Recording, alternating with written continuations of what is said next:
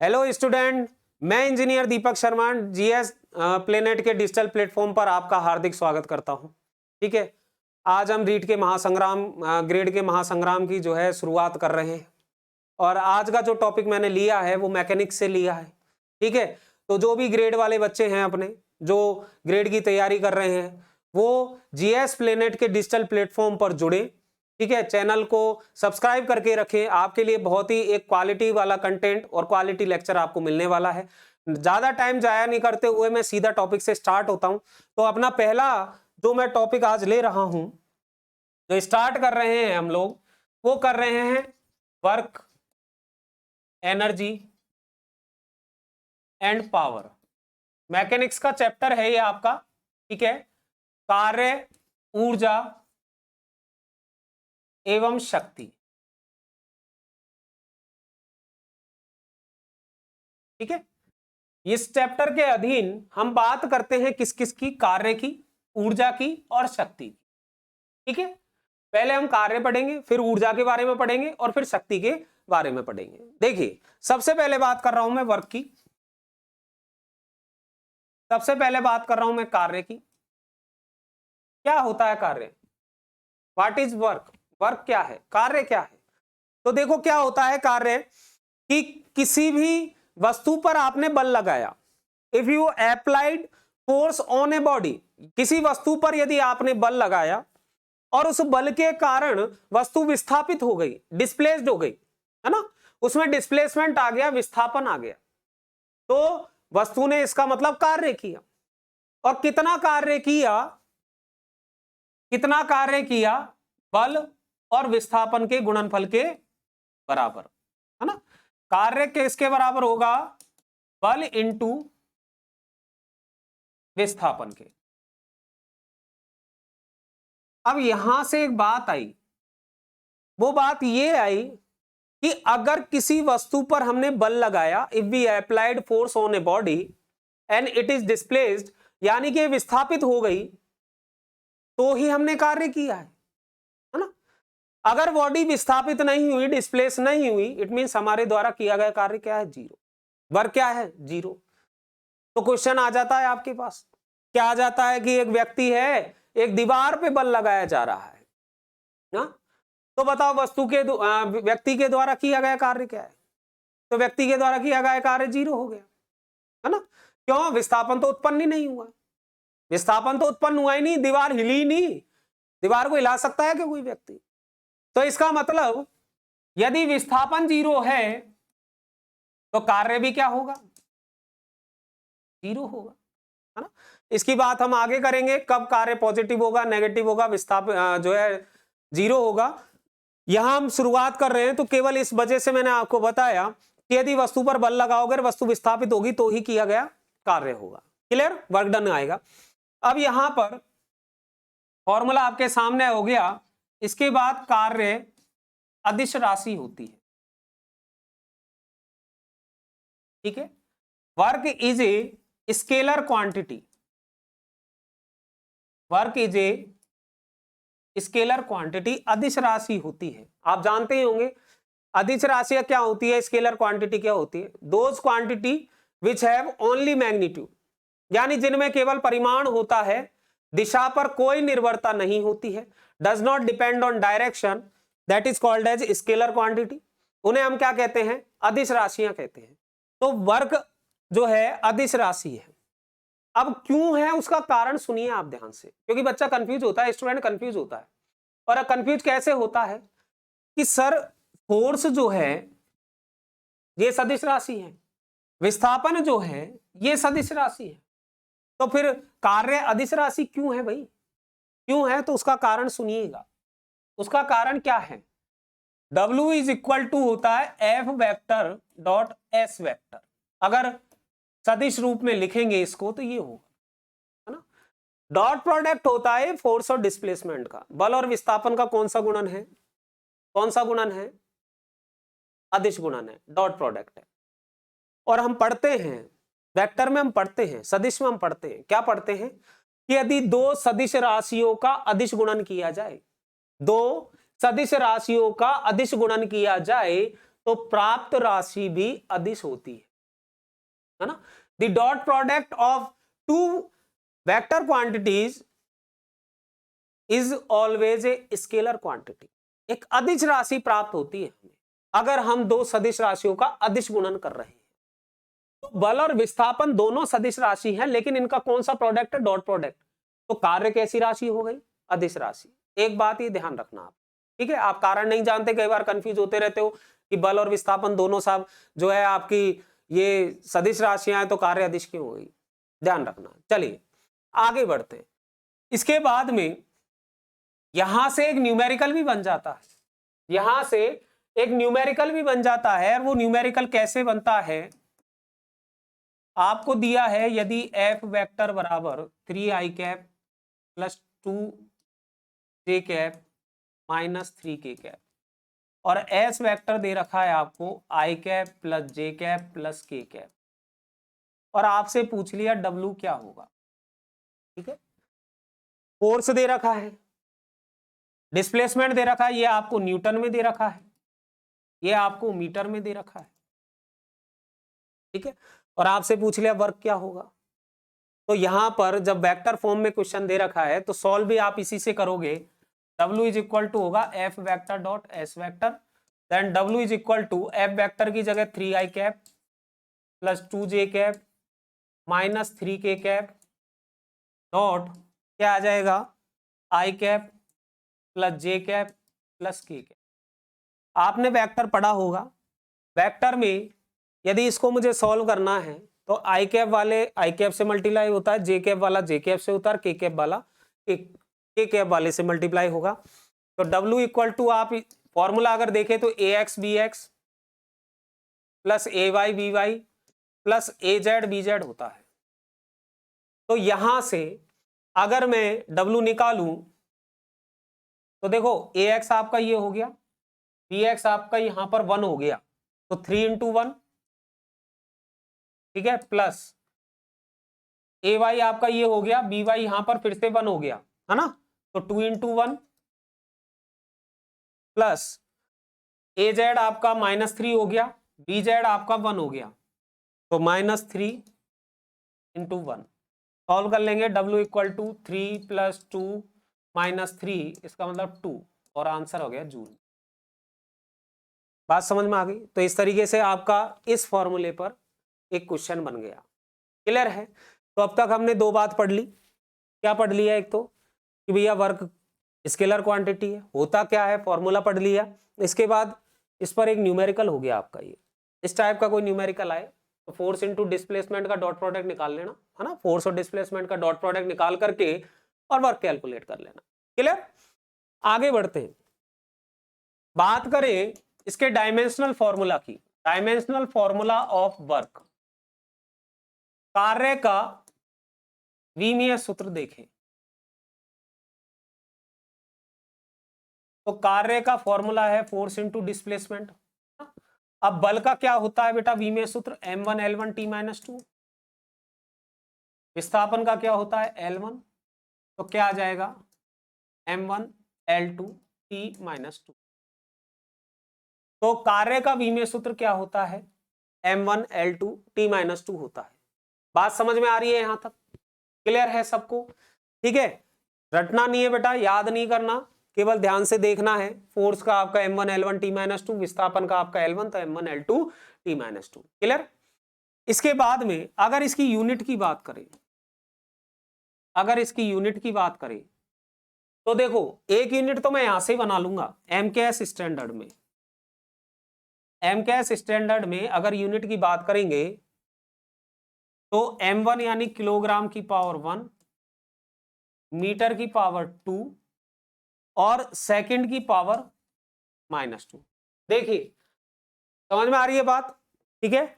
Kilogram की power 1, m की जगह किलोग्राम, इसकी पावर 1, मीटर l की जगह मीटर, क्योंकि l लेंथ को रिप्रेजेंट करता है तो इसकी जगह मीटर, उसकी पावर 2, और t समय को रिप्रेजेंट करता है तो इसका मात्रक सेकंड, -2। तो यहां से किलोग्राम इंटू मीटर पर सेकंड स्क्वायर, ये किस में आ गया, इसका मात्रक किलोग्राम मीटर स्क्वायर पर सेकंड स्क्वायर, ये किसके मात्रक आ गया, MKS में आ गया। क्लियर है। इसके बाद में यदि सीजीएस में बात करें, सीजीएस स्टैंडर्ड में बात करें इसकी यूनिट की, ठीक है, तो सीजीएस में किलोग्राम की जगह ग्राम कर दोगे, मीटर की जगह सेंटीमीटर तो सेंटीमीटर का स्क्वायर, देखो यहां पर मीटर की जगह सेंटीमीटर करोगे तो सेंटीमीटर का स्क्वायर, सेकंड तो एज इट इज रहेगा, तीनों unit standard MKS CGS FPS में समय सेकंड में ही होता है, तो यहां से ग्राम इंटू सेंटीमीटर स्क्वायर पर सेकंड स्क्वायर ये हो जाएगा। क्लियर? अब यहां पर ये जो किलोग्राम इंटू मीटर स्क्वायर पर सेकंड स्क्वायर है, इसको हम क्या कहते हैं? इसको हम कहते हैं जूल। क्या है ये? जूल के बराबर होता है, ध्यान रखना, ये किसके बराबर होता है? जूल के बराबर होता है। क्लियर? तो इसका एक मात्रक जूल हो गया। इसके बाद में ये जो है ग्राम इंटू सेंटीमीटर स्क्वायर पर सेकंड स्क्वायर, ये बराबर होता है अर्ग के। किसके बराबर होता है? अर्ग के। ठीक है, तो इसका एक मात्रक अर्ग हो गया, सीजीएस में एक मात्रक अर्ग हो गया। क्लियर? इसके बाद में अगर दोनों का रिलेशन बनाऊं तो 1 जूल में 10⁻7 अर्ग होते हैं। 1 जूल इज इक्वल टू 10⁻7 अर्ग। ये भी ध्यान रखें, ये जूल और अर्ग का रिलेशन ध्यान रखें, क्योंकि ये पूछ लिया जाता है 1 जूल में कितने अर्ग होते हैं। क्लियर है सबको? तो 1 जूल में कितने? 10⁻7 अर्ग होते हैं। बात समझ में आ गई? तो यहां अपने एमकेएस सीजीएस में मात्रक बना लिए इसके। ठीक है, मात्रकों की बात हो गई। अब आगे बढ़ते हैं। आगे यदि इसकी और बात करें तो कार्य का मान जो है, कार्य का मान जो है ये धनात्मक होता है, ये ऋणात्मक भी होता है और ये शून्य भी होता है। ये शून्य भी होता है। वर्क इज पॉजिटिव, नेगेटिव और zero. Work is positive, negative and zero. ठीक है, अब एक एक की बात करेंगे। पहला, पॉजिटिव वर्क कब होगा? धनात्मक कार्य कब होगा? ठीक है, तो पहली कंडीशन इसमें आ जाएगी जब बल व विस्थापन समान दिशा में हो, समान दिशा में हो। कहने का मतलब angle between the force and displacement is zero. ठीक है, बल और विस्थापन समान दिशा में होना चाहिए, force and displacement is in same direction. It means the angle between the force and displacement is 0 degree. बात समझ में आ रही है? कैसे बेटा? देखिए यहां पे अभी हमने W का फॉर्मूला पढ़ा, F vector dot S vector, और इसको मैं ये भी लिख सकता हूं Fs cos थीटा। इसको मैं ये भी लिख सकता हूं, क्योंकि यदि आपने सदिश पढ़ा हो तो सदिश में हम कहते हैं A vector dot B vector is equal to होता है AB cos थीटा के, जहां पर थीटा जो है वो एंगल बिटवीन बोथ वेक्टर्स यानी दोनों सदिशों के मध्य का कोण होता है। ठीक है, तो यहां पर A vector dot B vector A B cos theta होगा तो F vector dot S vector F S cos theta होगा।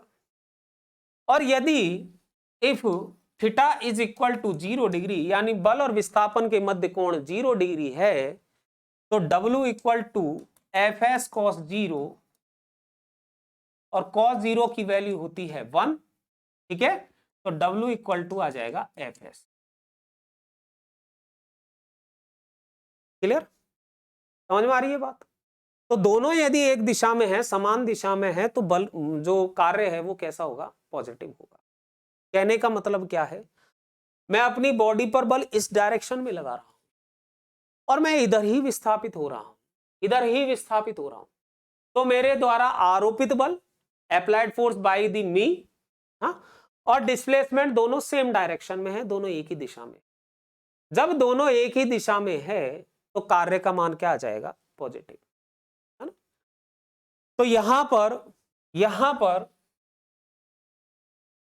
वर्ग पॉजिटिव हुआ तो इसके कई सारे एग्जाम्पल हो गए कि भैया ये m मास की बॉडी है, इस पर मैंने 10 न्यूटन का बल लगाया, ठीक है, और ये कितनी डिस्प्लेस्ड हो गई, ये डिस्प्लेस्ड हो गई, यहां पे आ गई, और मैंने कह दिया 10 मीटर का डिस्प्लेसमेंट आ गया, कितना, 10 मीटर का, ठीक है, m मास की बॉडी यहां आ गई, ठीक है।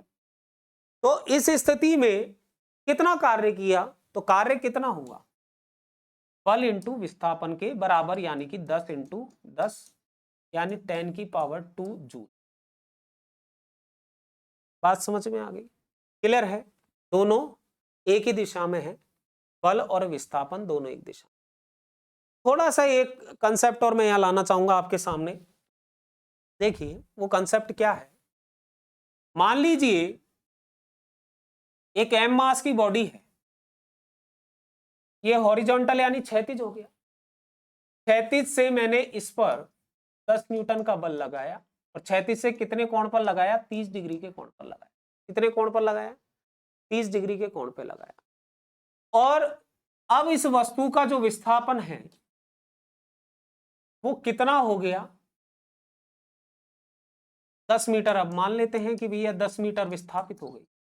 पहले हमने क्या किया था, पिछले में हमने पैरेलल टू दी प्लेन यानी तल के समांतर बल लगाया था, तो बल और विस्थापन दोनों एक ही दिशा में थे, ठीक है। तो हमने फोर्स इनटू डिस्प्लेसमेंट करके आंसर निकाल लिया।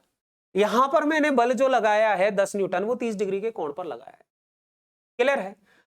अब यदि इसमें आप वर्क जो है निकालोगे तो बेटा ये गलती कतई मत करना, बिल्कुल भी ना आप ये गलती ना करें कि बल की वैल्यू 10 न्यूटन और इसकी वैल्यू 10 न्यूटन, बल इंटू विस्थापन की आंसर आ गया 10 की घात 2 जूल। नहीं, गलत है, गलत है। देखो यहां पर ये जो बल लग रहा है 10 न्यूटन, इस वस्तु की गति से 10 न्यूटन बल से नहीं होगी। एक और बात बता देता हूं, कई बार पूछ लिया जाता है, ये m मास की बॉडी पर 10 न्यूटन का बल लगा रखा है ना, बताओ वस्तु क्षैतिज तल में या हॉरिजॉन्टली क्षैतिज रूप से कितने बल से आगे जाएगी। बच्चा सोचता है बेवकूफ है एग्जामिनर, खुद ही कह रहा है 10 न्यूटन का बल लगा रखा है और फिर खुद ही पूछ रहा है कि कितने बल से जाएगी, तो कहता है गलत तो आती है क्वेश्चन। नहीं नहीं नहीं नहीं, 10 न्यूटन उसने लगा रखा है और मान लो 36 से 30 डिग्री के कोण पर लगा रखा है ना, तो ये 10 न्यूटन से आगे नहीं जाएगी। इस टाइम पर हमको कंपोनेंट करना पड़ेगा। यहां पर हमें कंपोनेंट, आपने सदिशों का वियोजन पढ़ा होगा, ठीक है, रिजोल्यूशन ऑफ वेक्टर। तो कब करते हैं हम कंपोनेंट, जब भी किसी भौतिक, जो कोई भी भौतिक राशि क्षैतिज से या ऊर्ध्वाधर से यानी कि हॉरिजॉन्टली या वर्टिकली किसी कोण पर होती है, तो उस स्थिति में बेटा उसके कंपोनेंट करने होते हैं आपको। यहां वस्तु 10 न्यूटन से नहीं जाएगी, इसके मैं कंपोनेंट करूंगा, तो कंपोनेंट करना यदि आपको आता होगा तो ये आएगा f cos थीटा और ये वाला आएगा f sin थीटा, ठीक है। यानी ये जो m मास की बॉडी है ये f बल से नहीं जाएगी, ये f cos थीटा से जाएगी।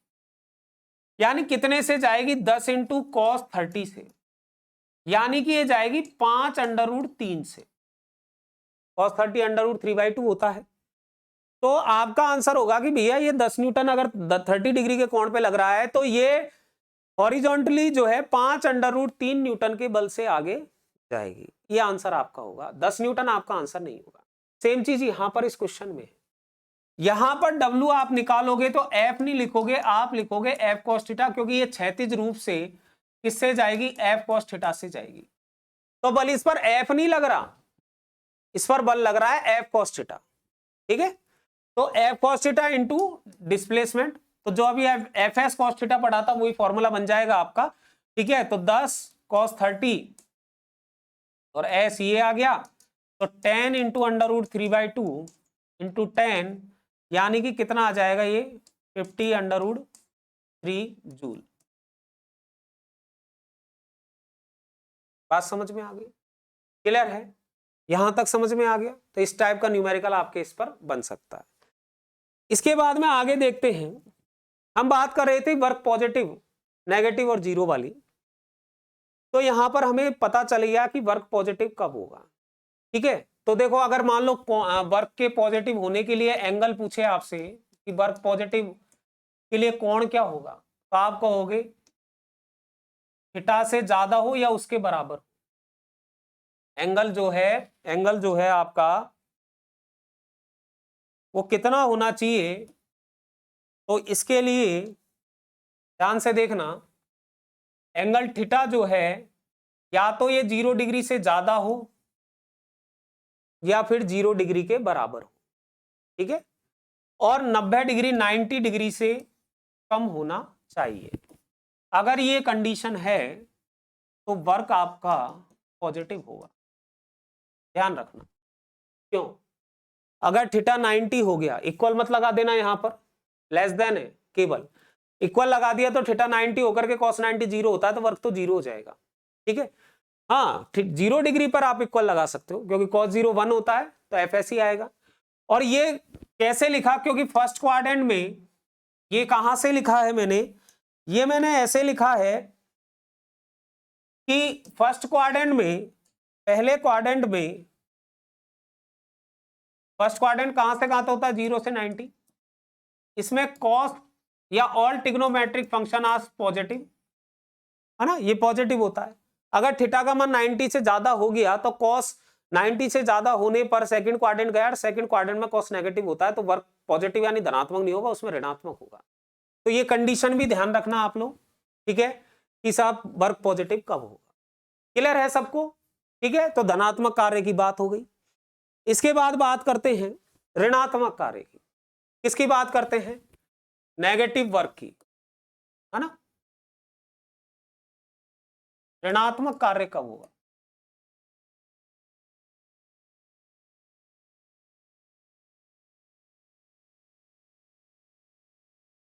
ठीक है, तो पहली बात तो ये आ गई, when force and displacement are anti parallel to each other,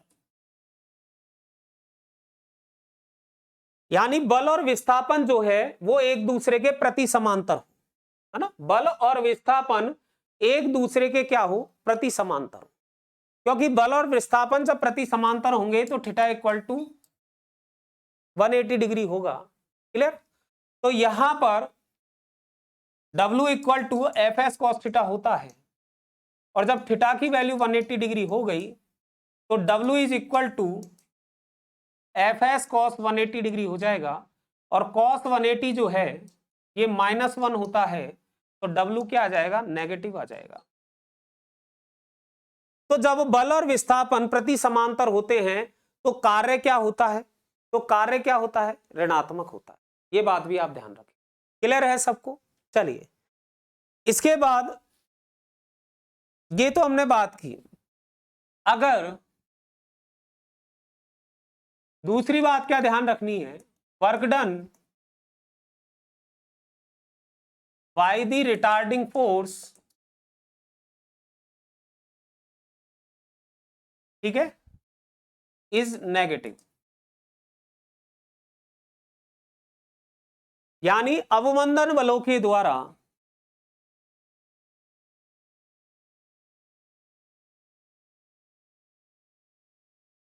किया गया कार्य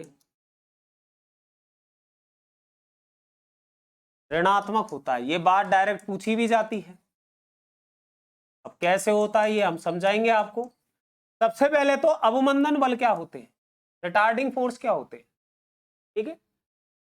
तो रिटार्डिंग फोर्स होते हैं जो वस्तु की गति में कमी करे, गति में कमी करने वाले, जैसे फ्रिक्शन फोर्स, ठीक है। दूसरा विस्कस फोर्स, ठीक है। फ्रिक्शन फोर्स यानी कि घर्षण बल,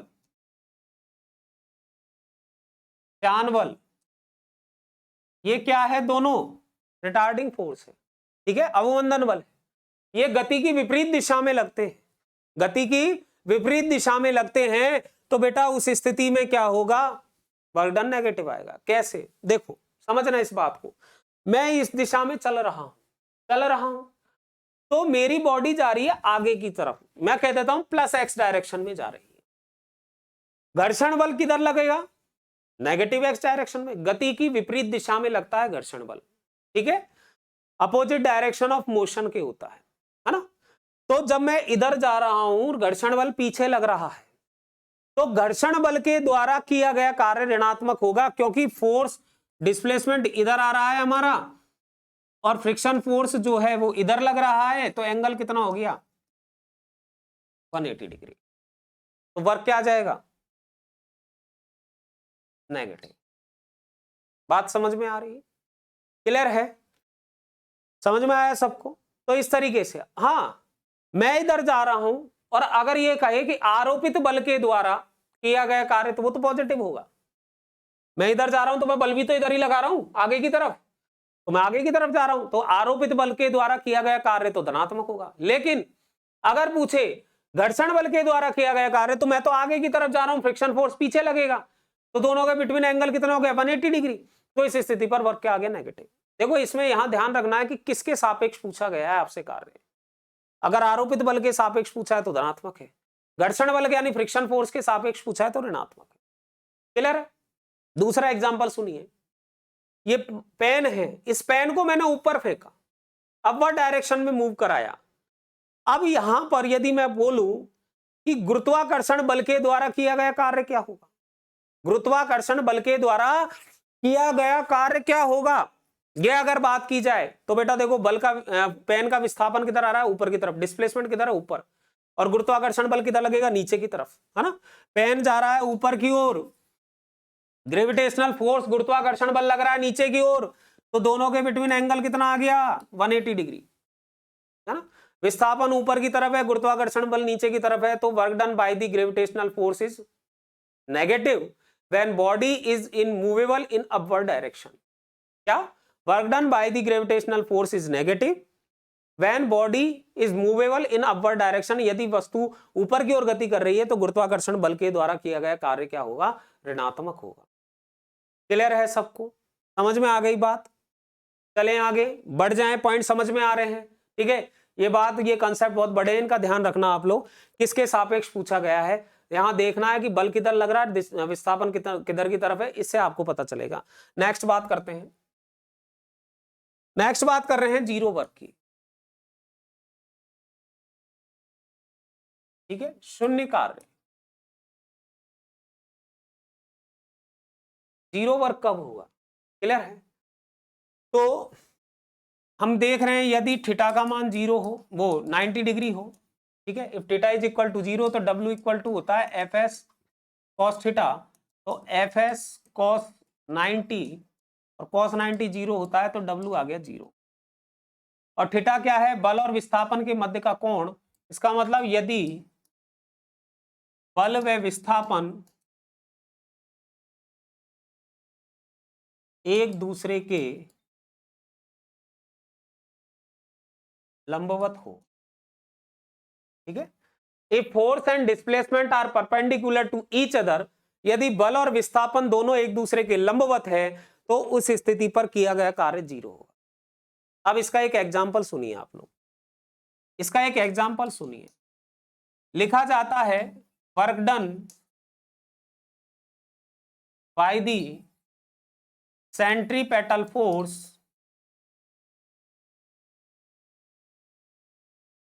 इज 0। अभिकेंद्रीय बल द्वारा किया गया कार्य 0 होता है। अभिकेंद्रीय बल, सेंट्रीपेटल फोर्स क्या है? अभिकेंद्रीय बल। अभिकेंद्रीय बल द्वारा किया गया कार्य 0 होता है। एग्जाम में आता है, क्वेश्चन पूछ लिया जाता है अभिकेंद्रीय बल द्वारा किया गया कार्य क्या होगा, तो आप कहोगे 0 होगा, ठीक है। कैसे होगा देखो, समझिए कैसे होगा।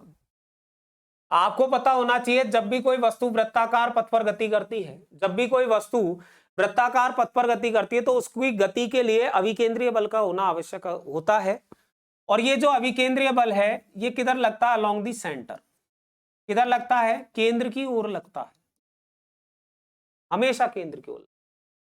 तो यहां पर सेंट्रीपेटल फोर्स तो लगता है केंद्र की ओर, Fc। अब यदि मैं इस वस्तु के विस्थापन की बात करूंगा, देखो वृत्तीय पथ पर वस्तु का विस्थापन दिखाया जाता है कैसे? जैसे यहां पर कोई ऑब्जेक्ट है आपका, अब आपसे पूछे कि इसके विस्थापन की दिशा किधर होगी, तो आप क्या करोगे, उस पर एक टेंजेंट बना दोगे। क्या बना दोगे, एक टेंजेंट, स्पर्श रेखा ड्रॉ कर दोगे, एक स्पर्श रेखा बना दोगे। स्पर्श रेखा की दिशा जिधर होगी बेटा, स्पर्श रेखा की दिशा जिधर होगी उधर ही आपका डिस्प्लेसमेंट आएगा, है ना। क्या आएगा, डिस्प्लेसमेंट आएगा। तो यहां पर बल और विस्थापन दोनों के मध्य कितना कोण हो गया, 90। यहां देखोगे तो यहां टेंजेंट ऐसे आएगी, तो यहां भी 90 हो गया। यहां पर देखोगे तो ऐसे आएगी, तो यहां भी 90 हो गया। यहां पर देखोगे तो टेंजेंट ऐसे डिस्प्लेसमेंट को दिखाएगा, ठीक है, तो ये भी 90 हो गया। तो अभिकेंद्रीय बल और विस्थापन के मध्य कोण कितना आ गया, 90 डिग्री। तो इसका मतलब क्या हुआ, है ना, थीटा 90 आ गया। तो जब बल और विस्थापन के मध्य में कोण 90 डिग्री होता है, उस स्थिति पर क्या होता है बेटा, वर्क डन 0 होता है। तो क्या बेटा, work done by the centripetal force is 0, है ना। अभिकेंद्रीय बल द्वारा किया गया कार्य, ये बात ध्यान रखना, ये क्वेश्चन पूछा जाता है, आप देख लेना, पहले आया वो क्वेश्चन है आपके, कि अभिकेंद्रीय बल द्वारा किया गया कार्य क्या होता है, 0 होता है, 0 होता है। क्लियर है सबको, समझ में आ रहा है। इसके बाद में एक बात और कर लेते हैं, वो बात ये है कि एक कुली है, एक लगेज लेकर के एक कुली चल रहा है ना, माथे पे बोझा रखा हुआ है और कुली चल रहा है ना। ये देखिए साहब, लास्ट बात कर रहे हैं अपन, क्या एक कुली है ना, चोले का ठाकुर साहब बना दिया, मैंने हाथ नहीं बनाए, ठीक है। ठाकुर साहब सिर पे कोई सामान रख के, लगेज रख के और चल रहे हैं साहब, ठीक है, चल रहे हैं। अब आपसे पूछ लिया work done by the weight force, weight force क्या होता है अपना, भार बल mg, ठीक है, या work done by the gravitational force.